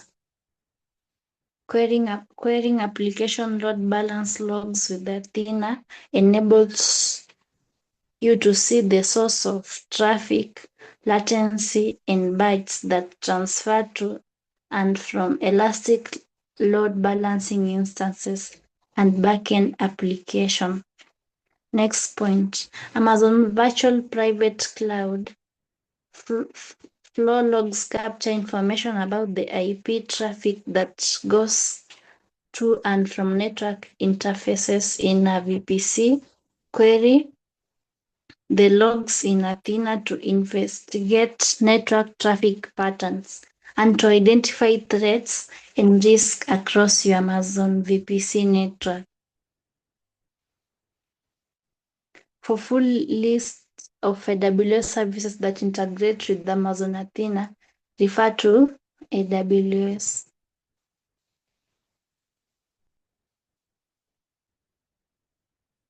The key takeaways.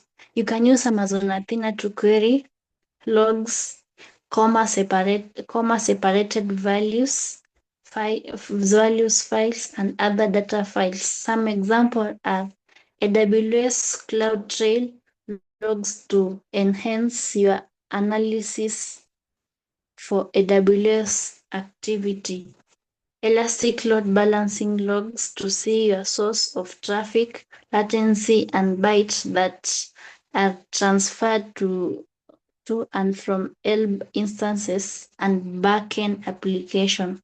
Lastly, Amazon VPC flow logs to investigate network traffic patterns and to identify threats and risk across your Amazon VPC.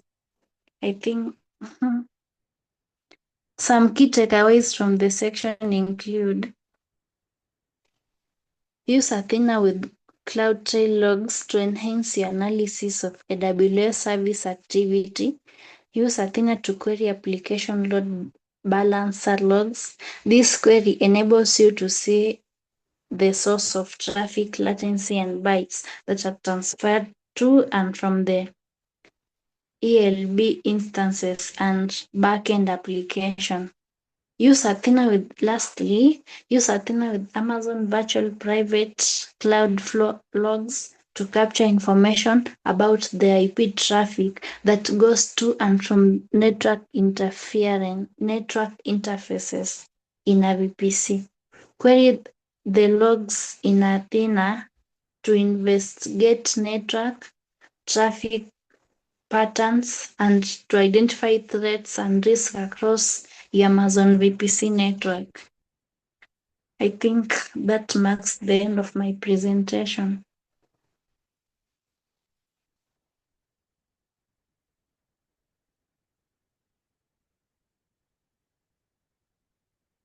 Any question?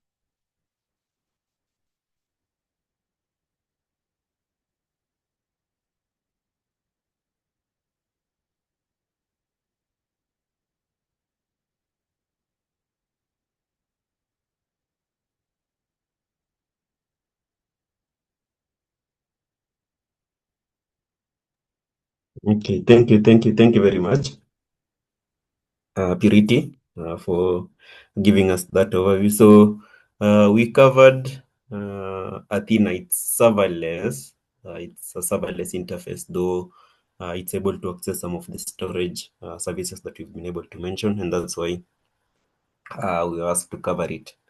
I'm sorry, I'm having a flu, so but yeah, I think you guys have been able to understand what Purity has been able to share. I don't know, are there any questions? Any questions? Yeah. If there are no questions, I want to invite Brian. Brian, to be able to take us through the AWS Storage Gateway and the AWS Transfer Family and other migration services so that we can be able to appreciate the same. So, Brian, are you there? Brian Wahale.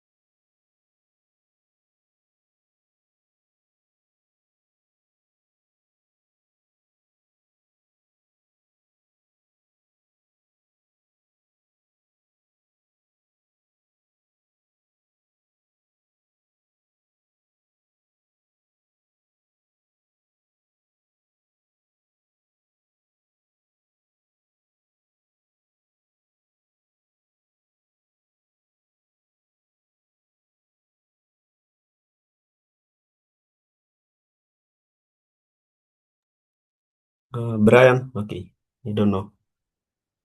Okay, so if he's not there, I think I'll take it up. Habakkuk. Yes? Pole. Niko. Sawa. Nianze. Sawa.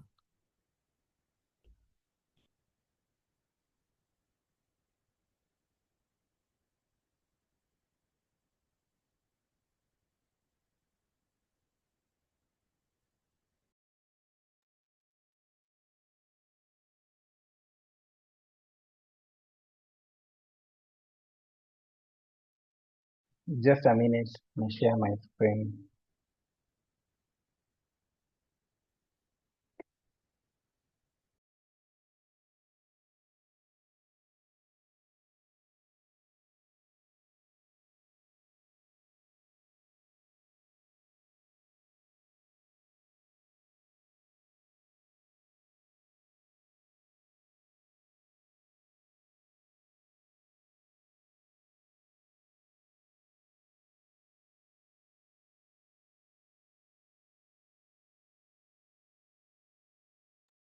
Brian, as you're setting up, let me answer Felix and Clinton. Scalability and elasticity are different. Scalability, you're adding resources. Elasticity, your application or your architecture has the ability to automatically your architecture has ability to either automatically add or remove resources as needed. Kindly get the AS according to demand. For scalability, you need to say, I need to add. Yes, now a good question. Let's first go to Brian and then I'm going to answer you, Salem.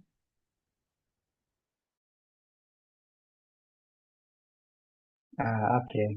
My name is Brian, and I present Amazon Web Services Storage Gateway and Data Migration Services. So we're going to start with Amazon Web Storage Gateway. Basically, Amazon Web Storage Gateway, it helps us to connect on-premises storage to Amazon Web Services Cloud. It basically acts like a bridge that makes the cloud feel like local storage. Then why does it exist? So of course we have local data plus cloud benefits, which is of course cheaper, scalable, and can easily be backed up. When we talk about then it helps companies move gradually to Amazon Web Services. Then we have how it works in a simple flow. So we save our file locally. Then the file saved locally, then cached locally for speed, then encrypted, copy uploaded to Amazon Web Services. Then we still access it the same way. So when we save our file locally, then it's cached locally for speed. When you talk about caching, for example, you are watching a movie on Netflix. So you won't, when you search for a movie, you won't be required the movie that you want to watch. It won't be fetched from a server, let's say from USA, whatever. We know we have an availability zone. In Africa, we do have an availability zone in South Africa. So under caching, let's say you search for a movie. So our data center, we have a data center in South Africa. So we won't be required to fetch our movie from a data center like in USA. So under caching, what I'm trying to mean under caching is the movie basically is stored locally by our internet service provider. So it's faster, you can be able to get your request at a faster rate. It won't require you like to wait for long before you get your request on your side as a client. Then it's encrypted, the encrypted copy uploaded to Amazon Web Services. Then you still access it the same way. And then of course we have our main benefits. Number one, no app changes. Then faster performance, of course, because of caching.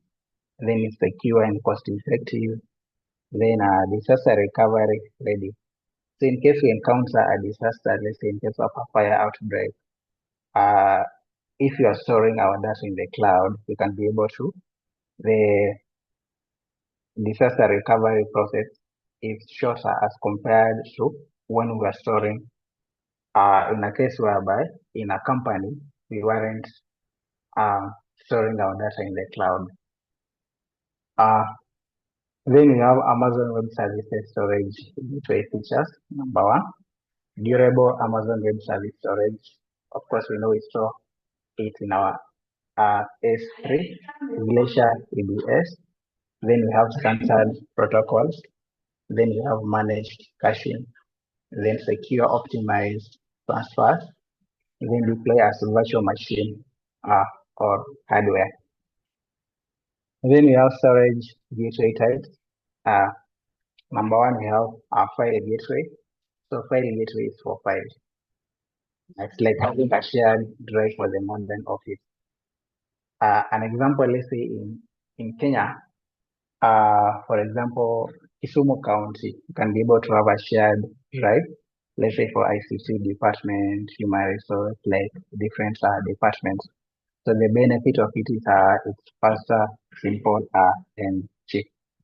Then number two, under storage gateway types, we have a volume gateway. So volume gateway is meant for block storage.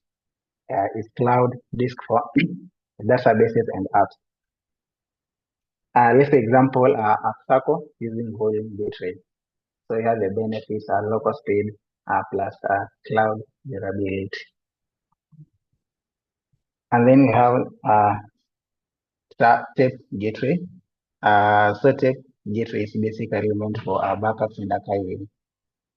Let's say for an insurance company, of course, we know we have compliance requirements that mandates long-term storage of data. Let's say for insurance company, maybe for claims, a person can come, let's say after 10 years, a person need a data. Maybe in facilities, in hospitals, you're supposed to store some data for a certain period. Let's say, for example, for 10 years and such. The benefit of it is no physical threat, and then it's cheaper and reliable. And then we have Amazon Web Service Transfer Family, what it is. I basically transfer files to Amazon Web Service using familiar protocols such as SFTP, FTPs, and FTP. Then how it works, you set up your endpoint, connect via FileZilla, then files go straight to S3, then Amazon Web Services manages authentication, encryption, and scaling. An example we can have under is branch uploads for KRA offices. So different KRA centers, then you have secure partner exchanges, then fintech companies. Then why it's useful? Number one, no new tools required. It's fully managed. It scales easily. Then data lands are ready for analytics. Then I do have some checkpoint questions. Number one, what are the four storage gateway types? What are the four storage gateway types?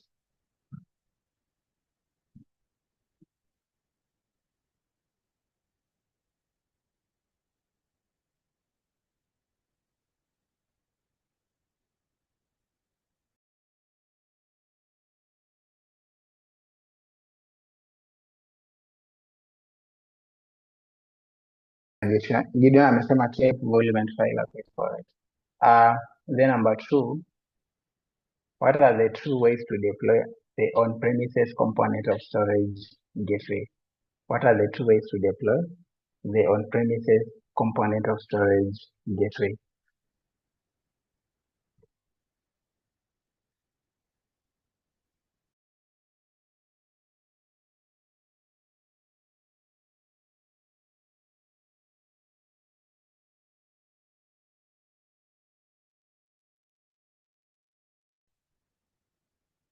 Oh, the first one is FSX file gateway. So we have a file gateway, a volume gateway, and then tape gateway, and then FSX file gateway. Number two, what are the two ways to deploy the on-premises component of storage gateway? Two ways to deploy the on-premises component of storage gateway.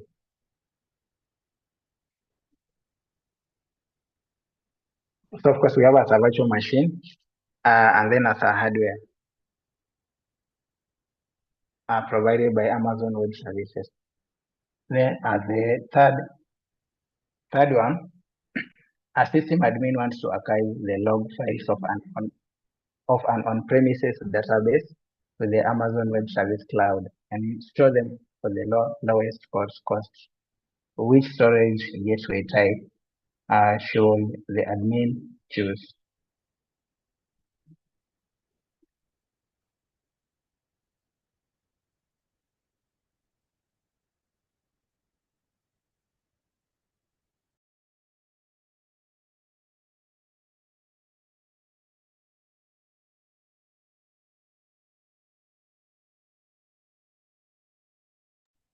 Guys, where are you? Kindly answer question 3.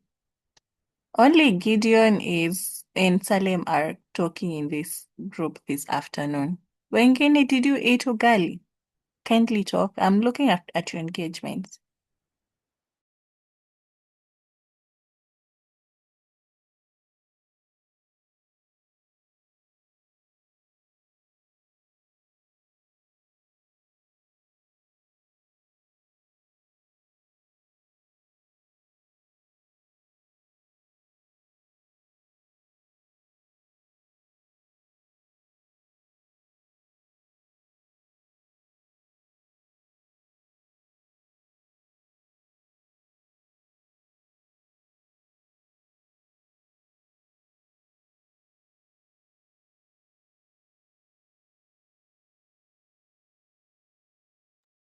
Brian, you're muted. Kindly proceed. Purity says gateway. Yeah, tape gateway. That's correct. Then the final one. No, it's the final one. Indeed. Thank you.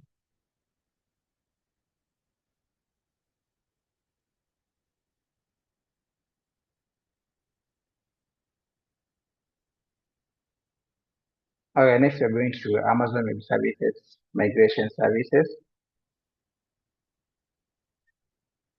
So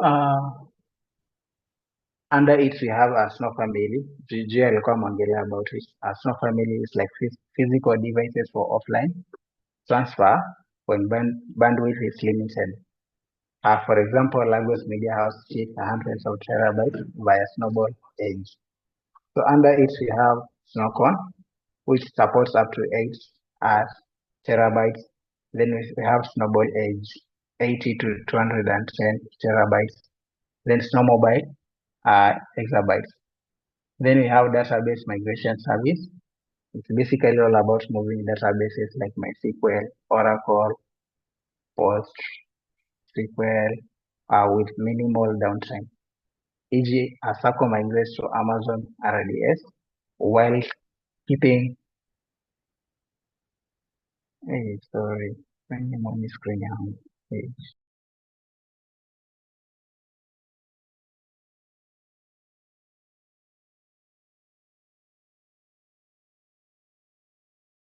Just a minute, Michelle, they want to.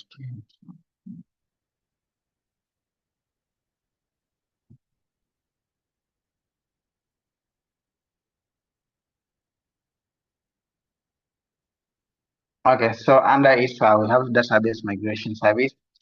Right, it's all about moving the databases like MySQL, Oracle, PostgreSQL with minimal downtime. Let's say, for example, a Circle migrates to Amazon RDS while keeping data synced. Then we have application migration service, which is all about lift and shift entire virtual machines or servers into Amazon Web Services. E.g., a university migrates legacy Windows servers to EC2 users. EC2 users see no difference. Yeah, I am done.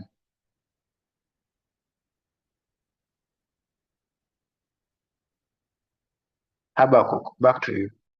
Okay, thank you. Thank you very much, Brian. Hope you guys have learned something.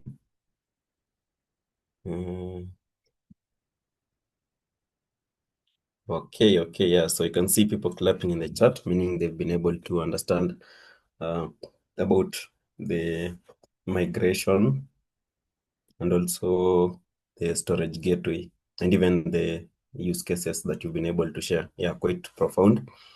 Joy, should we continue? I think we still have a little bit more to cover. It's okay, Habakkuk. Just finish up. Okay. So I'll be taking this up on my end. So I'm gonna take us through. I'm going to show you a little bit Amazon S3, then Amazon S3 Glacier, so that you can be able to appreciate as well what happens. So when you talk, I hope you guys can see my screen. Yes, we can. Thank you. Yeah, so when you talk about S3, Amazon S3, of course, the simple storage service, we are looking at this as an object storage service offering that is used in AWS because of the scalability, the data availability, and security and performance in AWS. So some of the key concepts that we are looking at when you're looking at S3 is basically the object storage. So data is stored in objects, and these objects are hosted within buckets. So each object consists of data itself, a unique key, and metadata. So you're able to store, I think we created some bucket in one of the labs, and we're able to see how this what's happening. We really would have wished to take